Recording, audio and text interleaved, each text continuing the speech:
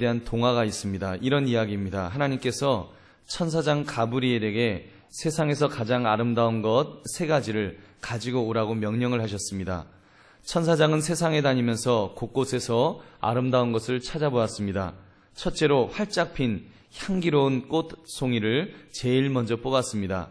둘째는 활짝 웃는 순진한 어린아이의 웃음을 이렇게 지녔던 그 어린아이를 이렇게 세웠습니다. 세 번째는 헌신적인 어머니의 사랑을 선택했습니다. 근데 그것들을 가지고 하늘로 올라가는 동안에 시간이 지나면서 꽃은 시들어버리고 말았습니다. 그렇게 천진난만한 웃음을 지녔던 어린아이는 이미 늙은 남자가 되고 말았습니다. 그러나 오직 하나 남은 어머니의 사랑만은 변함이 없었다는 그런 이야기입니다. 그래서 변함없는 어머니의 사랑만 가졌다 바쳤다는 것입니다. 여러분, 어제는 어버이날이었습니다. 어머니에게, 아버지에게 여러분 무슨 선물을 하셨는지요? 이렇게 보니까 가슴에 다 빨간 카네이션을 이렇게 다 다셔서 선물을 다 받으시는 분들 같은데, 여러분 자녀에게 무슨 선물을 받으셨습니까? 무슨 선물을 받으셨습니까? 선물 잘 받으셨습니까? 네. 여러분, 우리 인생이란 것이 너무 바쁘다 보니까 부모님에 대해서 제대로 생각을 못합니다. 그나마 어버이날이 있어서 잠시 달리던 발걸음을 멈추고 어머니의 사랑에 대해서, 아버지의 사랑에 대해, 그리고 부모 공경에 대해서 조금이나마 생각하는 것 같습니다. 사실 부모님에게 받은 사랑, 태어나게 해주신 것만으로도 너무 큰 사랑인데 우리는 자꾸 잊어버리게 됩니다. 오늘 말씀, 부모님을 기쁘게 해드리라는 하나님의 명령, 기쁘게 하라는 이 하나님의 명령에 우리는 귀를 기울일 수 있기를 바랍니다. 그러므로 이 시간을 통해서 우리 한강교회 부모 공경이 실천되는 가정은 더욱 잘 하시고, 또 실천되지 않았던 가정은 실천이 회복되시기를 주님의 이름으로 축원합니다. 첫 번째, 부모님을 인정해 드려야 합니다. 부모를 인정해 드려라. 22절 말씀 우리 한번 같이 읽겠습니다. 시작. 너를 낳은 아비에게 청종하고 내 늙은 어미를 경히 여기지 말지니라. 아멘. 너를 낳아준 아버지의 말씀을 듣고 그 말씀에 순종하라는 것입니다. 그리고 점점 나이가 드시는 어머니를 업수히 여기지 말라고 말씀하셨습니다. 여러분, 어쩌면 이 말씀은 과거 어느 때보다도 오늘 이 시대에 절실하게 필요한 말씀이라고 생각합니다. 여러분, 과거 농경사회에서는 전체 사회 분위기가 노인을 인정해 주었습니다. 아니, 철저하게 대접을 해드리는 그런 사회였습니다. 왜냐하면 노인이란 오래 산 사람을 가리키며 그 오래 산 세월 속에 풍부한 경험을 축적한 사람이기 때문입니다. 과거에는 유익한 정보를 얻기 위해서는 직접적인 경험을 통해서만 얻을 수 있었습니다. 그러다 보니까 오래 산 사람이 당연히 가장 많은 지식을 가진 분으로 대접을 받았습니다. 예를 들면 자식을 키우는 거, 키워본 노인이 잘 알지 새내기 세댁은 자식 키우는 법을 배울 기회가 전혀 없었습니다. 어디서 배울 수가 없었습니다. 그러다 보니까 노인들의 그런 경험된 지식을 의존하고 대접해 드릴 수밖에 없었습니다. 근데 이제는 세상이 바뀌었습니다. 농경사회에서 산업사회로, 그리고 지금은 정보사회로 바뀌었다고 말합니다. 이제는 모든 정보가 디지털화되었고 컴퓨터를 통해서, 그리고 인터넷을 통해서 엄청난 속도로 증가하고 있습니다. 1년에 쏟아져 나오는 정보의 양이 인류 역사 전체가 모아둔 양보다 더 많다는 이야기를 합니다. 1년에 거의 정보가 배로 이렇게 증가하는 그런 시대입니다. 그 예로 하루에 보내는 이메일 양이 2,100억 통이라고 합니다. 엄청나더라고요. 2,100억 통. 휴대전화로 오고 가는 데이터의 양만 4,300만 기가바이트, DVD로 920만 장 분량이라고 합니다. 여러분, 이렇게 정보가 엄청납니다. 이제는 아기 키우는 방법, 네이버 지식인을 치면 수만 가지의 정제된 아기 키우는 법을 소개받을 수 있습니다. 미국에서 제 아내가 사용했던 육아책도 보면 아기가 몇 개월에 어떤 행동을 할지, 그리고 어떤 병이 걸릴지 다 설명되어 있습니다. 그래서 이 아이를 이러이러하게 하라고, 그래서 그 자세하게 가르쳐주는 대로 하면 그냥 다 됩니다. 여러분, 이제는 할머니가 알고 있는 아기 키우는 지식은 인정받지 못합니다. 주먹구구식이다, 비위생적이다, 비과학적이다, 다소 위험하다고 해서 며느님들이 싫어합니다. 여러분, 그러다 보니까 이제 부모님에 대한 공경심도 점차 사라지고 있는 것 같습니다. 외국어도 못하시고 컴퓨터도 못하시고 인터넷도 모르시는, 심지어 핸드폰도 잘 사용 못하는 사회 부적응자쯤으로 치부되는 그런 시대가 되어버렸습니다. 여러분, 시대가 바뀐 것이 분명합니다. 그러나 시대가 아무리 바뀌어도 바뀌지 않는 것이 있습니다. 그것은 하나님께서 만들어주신 관계성입니다. 부모와 자식 간의 관계. 여러분, 부모와 자식은 만고불면의 진리입니다. 또 하나님은 어제나 오늘이나 동일하신 분이신 줄로 믿습니다. 여러분, 하나님이 동일하시다면, 하나님께서 변하지 않으셨다면, 하나님께서 우리에게 명령하신 부모를 공경하라고 하는 이 말씀 역시도 불변의 말씀인 줄로 믿습니다. 22절의 말씀 우리 다시 한번 같이 읽겠습니다. 시작. 너를 낳은 아비에게 청종하고 내 늙은 어미를 경히 여기지 말지니라. 아멘. 여러분, 이 말씀이 변함이 없다는 것 우리가 분명히 믿어야 될 것입니다. 근데 어떤 분은 이렇게 말씀하실지 모릅니다. 목사님, 잠언에 있는 이 말씀, 시대가 바뀌었으면 변할 수도 있지 않겠습니까? 성경에 보면 제사법 같은 것은 더 이상 우리에게 적용되지 않는 법이지 않습니까? 예를 들면 양잡아 제사 지내라는 명령, 이제는 사용하지 않는데 부모 공경도 요즘 시대에 좀 그렇지 않습니까? 여러분, 하나님이 그럴까봐 부모 공경에 대해서는 아주 확실하게 말씀하셨습니다. 아주 부모 공경은요, 확실하게 말씀하셨는데 출애굽기 20장 12절의 말씀입니다. 출애굽기 20장 12절 함께 읽겠습니다. 시작. 내 부모를 공경하라. 그리하면 내 하나님 여호와가 내게 준 땅에서 내 생명이 길리라. 아멘.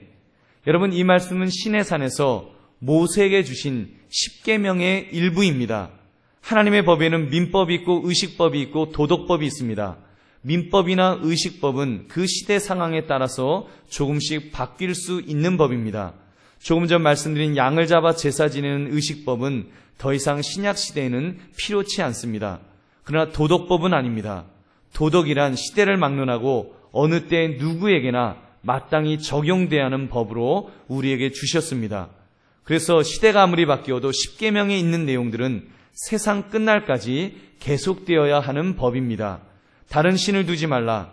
다른 신을 두지 말라. 우상을 섬기지 말라.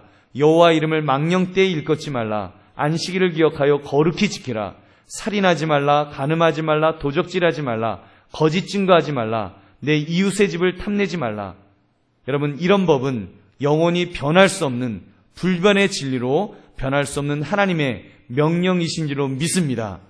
이 9가지 명령과 함께 여러분, 제일 먼저 주신 명령이 바로 부모를 공경하라고 하는, 그 부모를 공경하면 내게 준 땅에서 내 생명이 길리라고 이렇게 축복의 말씀까지, 상급까지 약속해 주셨던 것입니다. 그만큼 부모 공경은 중요합니다. 여러분, 이해되시면 한번 아멘 합시다. 여러분, 부모 공경은 중요한 줄로 믿습니다. 하나님의 아들 예수님 역시도 마태복음 19장에서 이 부모 공경의 말씀을 그대로 인용하시면서 이 법의 중요성을 다시 한번 강조하셨습니다. 사랑하는 성도님들, 그러므로 어버이 주를 맞이해서 우리 부모 공경을 결심합시다. 안타깝게도 이 부모 공경은 결심이 필요합니다. 자녀 사랑처럼 이 부모 공경이 그냥 본능적으로 되면 얼마나 좋겠습니까? 원죄를 가지고 태어난 인간은 부모 공경은 제대로 그냥 본능적으로 되지가 않습니다. 피나는 노력이 필요합니다. 자꾸 마음속으로 의식해야 되고 어떻게 할지를 연구해야 되고 그리고 결심해야지 겨우 할 수 있습니다. 여러분, 이 부모 공경 우리가 오늘 말씀을 통해서 결심하시는 저와 여러분 되시기를 주님의 이름으로 축원합니다. 이 부모 공경이 되는 사람, 내 부모뿐만 아니라 다른 부모들, 어르신들까지도 공경할 수 있습니다. 부모를 공경하는 사람은 다른 어르신을 공경하는 것도 당연히 되게 됩니다. 내 부모 공경이 안 되니까 다른 어른 공경도 안 되는 것입니다. 왜 요즘 아이들이 무례합니까? 집에서 부모 공경이 안 되기 때문에 밖에서 다른 아무리 머리가 하얀 분이라도 여러분 인정하지 않고 아이들이 함부로 대하는 것입니다. 그렇게 볼 때 우리는 부모 공경이 삶의 기본이 되어야 할 줄로 믿습니다. 이 부모 공경, 효 사랑이 제대로 될 때 가정을 든든하게 이룰 수 있습니다. 그리고 사회를 건강하게 만드는 기초가 되는 것입니다. 여러분, 그런 면에서 우리 교회에서 5년째 하고 있는 노인 공경잔치 얼마나 좋습니까? 오늘 70세 이상 어르신들에게 작은 액수이지만 우리가 선물을 준비해서 이렇게 드리는 것 얼마나 참 사실 빳빳한 신권으로 이렇게 준비를 해드리려고 했는데 저희 교회가 요 근처 은행에서 VIP 고객이 아니라서 신권은 안 주겠대요. 그래서 도저히 구할 수가 없어서 못 구했습니다. 작년부터 우리 교회 어르신들을 위한 효도 관광 얼마나 귀한 사역입니까? 한강교회는 효를 아는 좋은 교회인 줄 믿습니다. 여러분 한번 따라하시기 바랍니다. 효도를 아는 한강교회, 교육이 살아있는 교회다. 조금 미안하지만 그냥 조금만 아멘하죠. 교육이 살아있으려고 노력하죠. 여러분, 어르신 공경잔치 교육적으로 한 가지 부탁을 드리겠습니다. 혹시 오해하는 분들은 동네 가난한 노인들 밥 한 끼 대접하는 정도로 생각하실지 모르겠습니다만 여러분, 처음 시작은 그렇게 했는지 몰라도 지금은 아닙니다. 이 지역 어르신들을 모셔서 그리스도의 이름으로 어른 공경을 실천하는 것입니다. 여러분, 그렇게 구제하는 사람들, 이렇게 돈 얻으러 오시는 분들, 그런 분들과는 다르게 대접해야 됩니다. 비록 그분들의 옷이 좀 남루하다고 할지라도 여러분, 부모님을 섬기는 마음으로 정말 부모님이 오셨다고 생각하면서 그분들을 모셔야 되는 것입니다. 고기 반찬도 그래서 드리고 맛있는 국도 끓여드리고 바카스도 드리고 과일도 드리고 커피도 드리고 심지어 떡은 싸드리고, 그래서 한강교회는 동네 어르신들을 참 정성껏 모신다는 칭찬을 들으면서 주님의 영광이 드러나게 될 줄로 믿습니다. 여러분, 보통 믿지 않는 분들이 자녀가 교회 나가는 것에 대해서 염려하는 부분이 이런 부분입니다. 괜히 내 자녀 교회 나가면 내가 제사밥이나 제대로 얻어먹을 수 있을까? 여러분, 근데 우리 이 지역의 어르신들은 한강교회는 내 자녀가 교회 가도 돼. 왜냐하면 나를 이렇게 대접하는 거 보니까 내 자녀가 예수님 믿는다고 나 굶기지 않겠다, 이렇게 생각하게 되실 줄로 믿습니다. 여러분, 이것이 전도입니다. 이것이 하나님 앞에 영광을 돌리는 것입니다. 이렇게 우리 모두는 부모를 인정해드리고 또 어르신들을 인정해드릴 수 있는 그런 저와 여러분 되시기를 주님의 이름으로 축원합니다. 두 번째, 믿음의 자녀는 반드시 부모 공경을 실천해야 합니다. 믿음의 자녀는 부모 공경을 실천해야 됩니다. 23절, 24절의 말씀 우리 한번 같이 읽겠습니다. 시작. 진리를 사되 팔지는 말며 지혜와 훈계와 명철도 그리할지니라. 의인의 아비는 크게 즐거울 것이요 지혜로운 자식을 낳은 자는 그로 말미암아 즐거울 것이니라. 아멘. 여러분, 이 말씀이 누구에게 주어진 말씀입니까? 그냥 길 가는 사람에게 이렇게 우연하게 주어진 그런 말씀인가요? 여러분, 아닙니다. 이 말씀은 예수 그리스도를 믿는 사람에게 주어진 말씀입니다. 은혜 받은 사람, 내가 하나님 앞에서 죄인이라는 거, 그래서 내가 이 죄를 주님의 십자가 앞에 내려놓을 때 주께서 예수의 보혈로 나를 씻어주심을 믿는 사람들에게 주신 말씀입니다. 주님이 내 죄 위해서 십자가에서 죽으셨습니다. 그리고 사흘 만에 부활하셨습니다. 그리고 승천하였습니다. 그리고는 내가 재림주로 다시 오시겠다고 약속하였습니다. 그것을 분명하게 믿는 사람, 은혜 받은 사람, 성령이 충만한 사람, 그리고 주의 말씀대로 내가 살겠노라고 결심하는 그 사람에게 이 말씀이 주어진 것입니다. 여러분, 그렇다면 이제 질문합니다. 하나님께서 말씀하십니다. 진리를 사되 팔지는 말며. 여러분, 부모 공경 진리입니까? 진리가 아닙니까? 여러분, 아닌 것 같아요. 진리입니까? 진리가 아닙니까? 여러분, 진리입니다. 부모 공경, 내 부모를 공경하라. 그러면 이 땅에서 잘되고 장수하는 복을 주리라. 여러분, 진리입니까? 비진리입니까?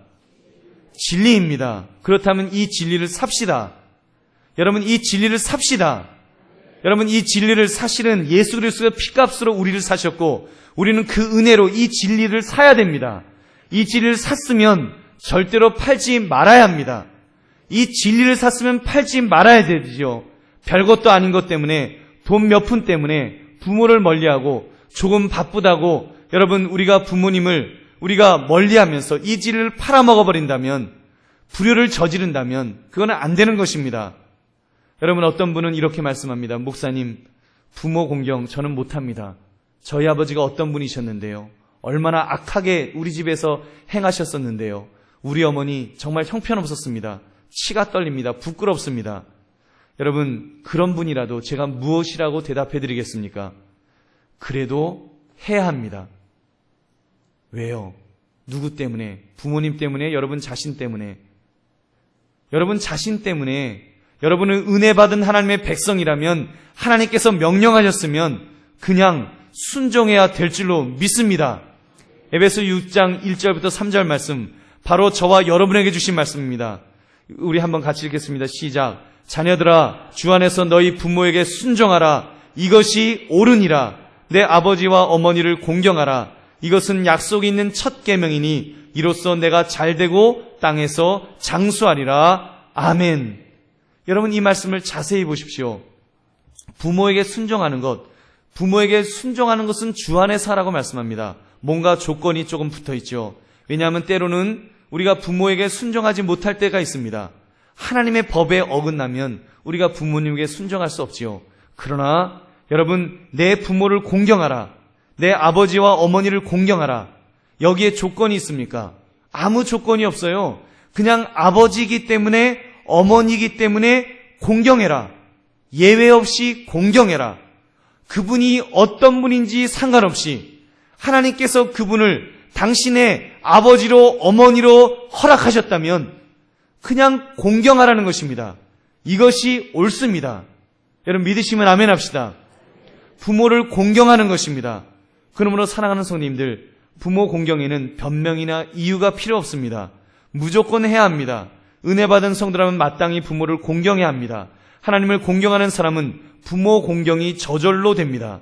왜냐하면 보이지 않는 하나님을 공경할 수 있는 사람은 보이는 내 부모 공경하는 것은 너무 쉽기 때문입니다. 그래서 여러분, 먼저는 내가 정말로 하나님을 믿는다고 한다면 부모 공경은 저절로 하게 될 줄로 믿습니다. 여러분, 목사님, 저는 하나님을 공경하지만 부모는 공경할 수 없습니다. 여러분, 보이는 부모 공경이 안 되면서 보이지 않는 하나님을 공경한다는 것, 그거 새빨간 거짓말입니다. 여러분, 부모 공경하지 않으면서 난 하나님 잘 섬기고 있다고 하는 사람 만약에 있다면 그것은 거짓말입니다. 그러므로 이 시간 결단합시다. 부모를 공경하라는 이 말씀, 나에게 주신 말씀인 줄 믿습니다. 여러분, 이런저런 핑계를 대면서 제대로 공경하지 못한 것 우리의 죄입니다. 나의 죄입니다. 주님 용서해 주옵소서. 그리고 이후로는 잘하겠습니다. 부모 공경하겠습니다. 주님의 명령대로 보이지 않는 하나님을 섬기는 마음으로 보이는 나의 부모님을 먼저 공경하겠느라고 이렇게 결심하시는 저와 여러분 되시기를 주님의 이름으로 축원합니다. 여러분, 아들만 하지 마시고 딸만 하지 마시고 남편만 하지 마시고 여러분 아내만 하지 마십시오. 함께 해야 됩니다. 또 내 부모님만 섬겨서는 안 됩니다. 내 장인, 장모님, 나의 시부모님에게도 효도하겠다고 결단해야 합니다. 혹시라도 반목하고 미워하고 했던 점이 있다면 철저히 회개해야 됩니다. 정말 여러분, 우리가 이 땅에서 잘 살기를 원하십니까? 어떠십니까? 여러분, 잘 살기 원하십니까? 여러분, 자녀가 잘 되기를 원하십니까? 그러면 우리 말씀대로 합시다. 주님께서 에베소 6장 1절부터 3절에 뭐라 그러셨어요? 자녀들아, 주 안에서 너희 부모에게 순종하라. 이것이 옳으니라.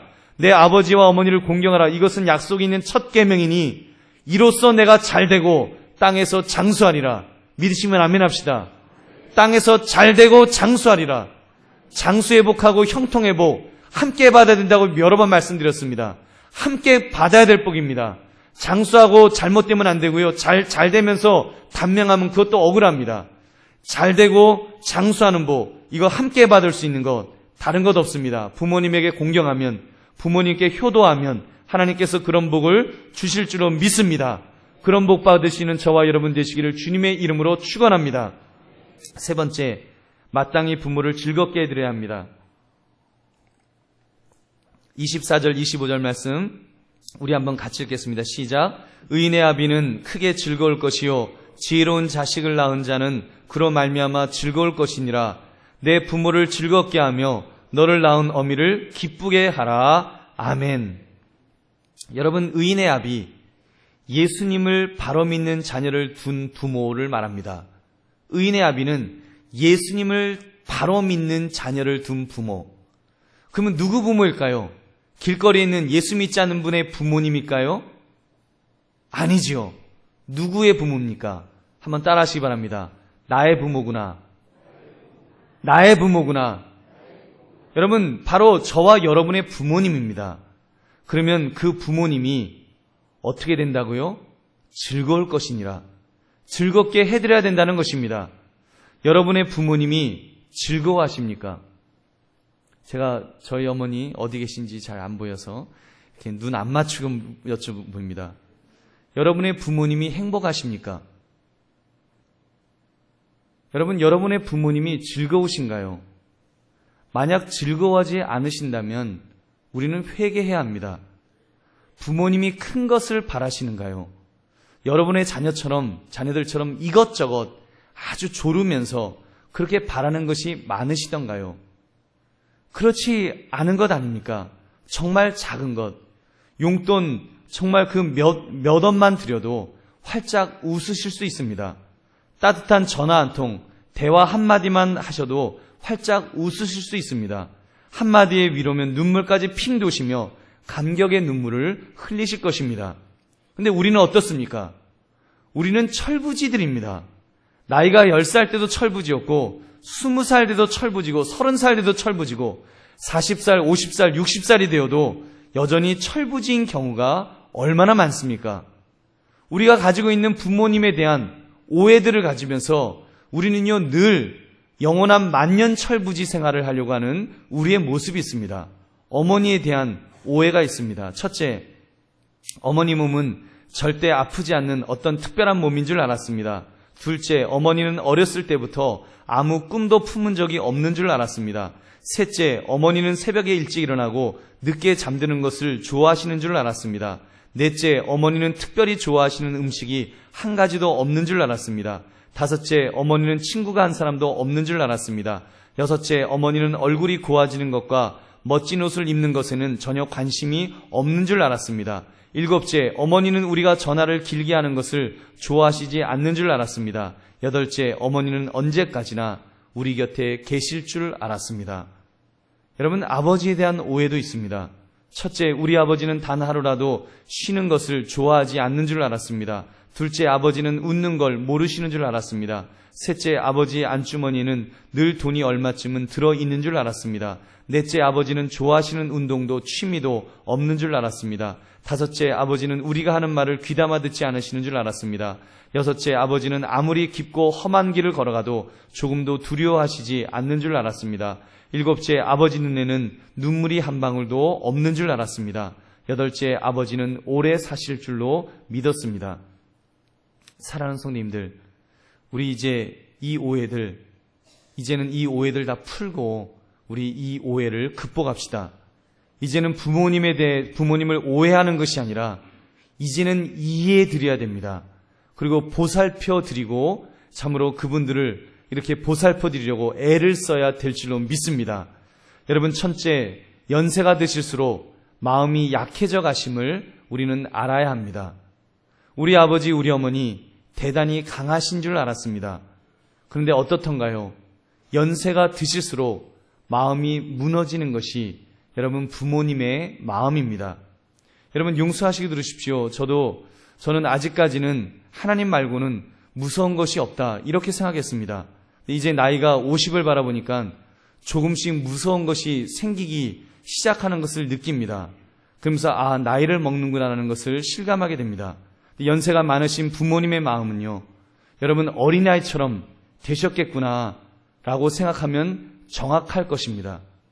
여러분, 부모님의 마음은 이제 어린아이처럼 되신다는 것을 생각하면서 그분들의 마음이 약해짐을 우리가 깨닫고 그리고 그분들을 붙들어 드릴 수 있는 저와 여러분 되시기를 주님의 이름으로 축원합니다.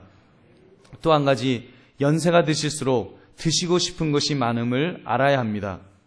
작가 서중우 씨의 명태라는 이야기가 있습니다. 시골에 사는 홀어머니가 장사를 하며 외아들을 서울로 유학을 시켰습니다. 어머니에게는 이 아들은 보람이요 희망이요 꿈이었습니다. 방학을 해서 시골로 내려온 아들을 위해 어머니는 가난한 살림이라 동태국밖에는 마련할 수가 없었습니다. 언제나 몸뚱이와 꼬리는 아들에게 주고 어머니는 머리 부분을 드셨습니다. 그때마다 어머니는 고기는 머리 부분이 더 맛있어 어두집니다라고 하시면서 잡수셨고 아들은 그렇게 믿고 있었습니다.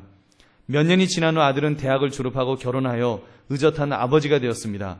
명절이 되어 아들이 어머니가 계신 시골로 내려왔습니다. 어머니는 역시 동태국을 준비했고 또 옛날처럼 어두진미 하시면서 동태 몸뚱이와 꼬리는 아들에게 주고 당신은 머리 부분을 먹으려고 드시려고 하셨습니다. 그 순간 아들은 자기 국그릇과 어머니의 국그릇을 살며시 바꿔 놓으면서 어머니, 저도 이제 동태 머리 부분의 맛을 알게 되었습니다. 라고 말씀을 드립니다. 그 순간 어머니와 아들은 말을 잇지 못하고 한참 동안 울었습니다. 여러분, 효도란 어두진미의 뜻과 국그릇을 바꾸어 놓는 의미를 아는 것입니다. 이제는 우리 좋은 것 해드립시다. 여러분, 부모님에게 좋은 것 해드려야 됩니다. 솔직히 저도 많이 해드리고 싶은데 잘 못하는 그런 불효자입니다. 그러니 여러분 함께 자아 비판합시다. 내 부모님의 모습이 어떠한지요? 여러분 혹시 우리 어머니가, 우리 아버지가 세상 말로 너무 좀 꼬질꼬질해 보이지는 않으십니까? 나는, 내 배우자는 아주 때깔 좋은 그런 옷을 입고 있으면서 어머니는, 아버지는 독거노인처럼 그렇게 입고 계시도록 그렇게 했다면 여러분 회개해야 합니다. 우리 이 부분 정말 회개해야 됩니다. 맛있는 것도 마찬가지입니다. 여러분, 우리는 먹으면서 부모님에게는 대접하지 못했다면 정말로 회개해야 합니다. 여러분, 그것은 잘못된 것입니다. 여러분, 만약에 앞으로 우리 어르신들, 우리 복장 검사 좀 해드릴까요?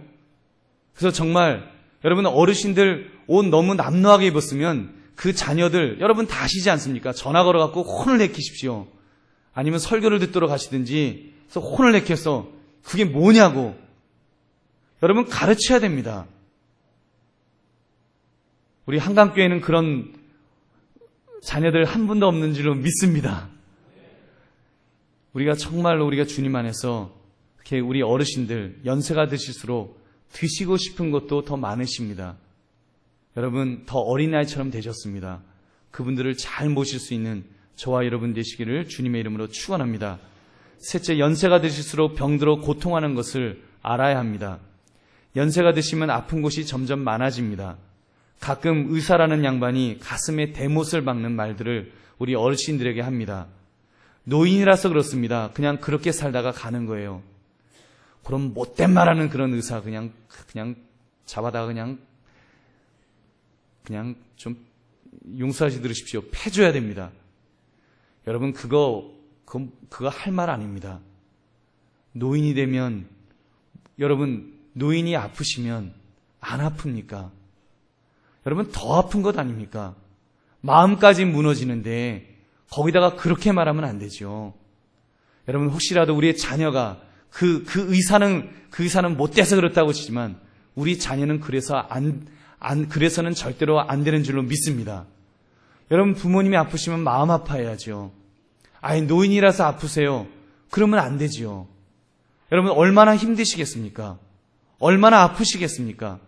여러분 몸이 점점 약해져 가는데 얼마나 마음이 무너지겠습니까?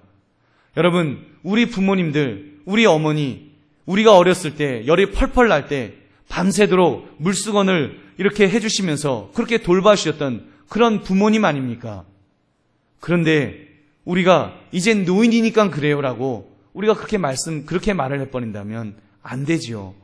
여러분 노인의 그 아픔을 내 아픔으로 품을 수 있어야 됩니다. 위하여 기도해 드릴 수 있어야 됩니다. 적어도 믿음의 사람이라고 한다면 연세가 드실수록 더 병들어 고통당하시는 것을 우리가 깨달으면서 정말 위하여 기도해 드릴 수 있는, 부모님을 위해서 기도해 드릴 수 있는, 또 돌봐 드릴 수 있는 그런 저와 여러분 되시기를 주님의 이름으로 축원합니다. 말씀을 맺습니다. 제가 여러분을 책망하는 것 아닙니다. 나는 잘하고 있는데 여러분만 못하고 있다고 나무라는 것 아닙니다. 같이 하나님의 말씀 앞에 순종하여 다시 한번 부모 공경을 하자는 것입니다. 이 말씀 준비하면서 참 목사는 뻔뻔하다. 제가 그 생각을 했습니다. 제 어머니를 앞에 앉혀놓고 이 설교를 해야 하니까 얼마나 뻔뻔한 목사입니까? 이번 주일에는 좀 어머니가 저기 사위교회 가서 예배 드리시면 제가 좀 신나게 설교를 할 텐데 어머니가 앞에 계셔서 제대로 설교도 못하겠습니다. 여러분, 그러나 어떻게 합니까? 하나님께서 어머니 앞에서 설교를 하라 하시면 순종해야지요.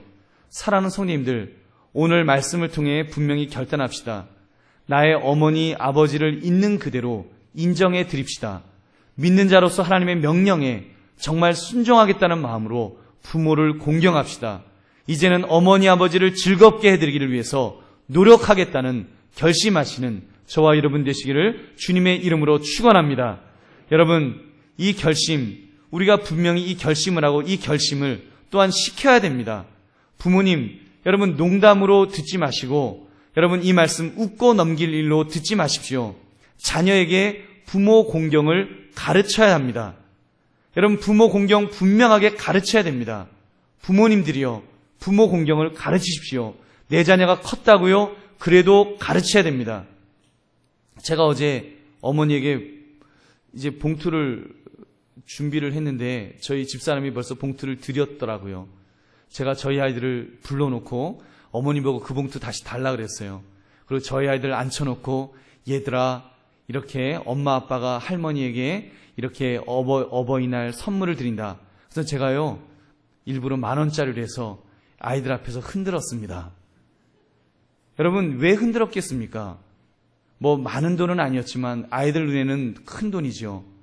그걸 보면서 좀 배우라고. 여러분, 그렇게 해야지 아이들이 부모 공경은 아이로 자랄 것 아니겠습니까? 지네들은 선물 따로 준비 안 했더라고요. 편지를 썼습니다. 편지로 때우길래 제가 고맙다 하면서 할머니 편지는 그랬더니 아이들이 이제 할머니 편지를 이렇게 또 이렇게 했습니다. 여러분, 가르쳐야 됩니다. 할머니에게 편지를 쓸 수 있는 아이, 할머니에게 그 효도하겠다는 그 마음을 가질 수 있는 아이, 부모 공경은 저절로 될 줄로 믿습니다. 여러분, 그거 가르치셔야 됩니다. 지금 괜히 지금 내가 아직 젊으니까 내가 어떤 분들은 그러시더라고요. 전 정말 안타까운 이야기 중에 이제 우리 아이들한테 뭘 기대합니까? 부모 공경이요? 물 건너갔습니다.